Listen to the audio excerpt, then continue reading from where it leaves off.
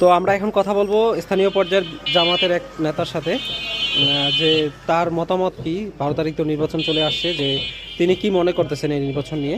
তো এই নির্বাচন নিয়ে আপনার মতামত কি, জামাত কি কতটা আসন পাইতে পারে, তো একটু বলবেন। আসসালামু আলাইকুম। আল্লাহ নামে শুরু করছি।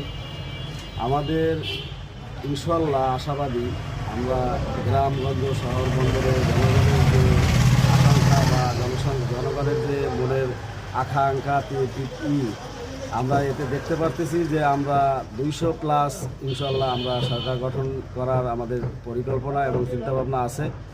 আমরা আশাবাদী যে 200+ আসন পাবেন, তাই তো? 200+, হ্যাঁ, 200+ আসন পাওয়ার আমাদের সেই এই চিন্তাভাবনা আমাদের আছে।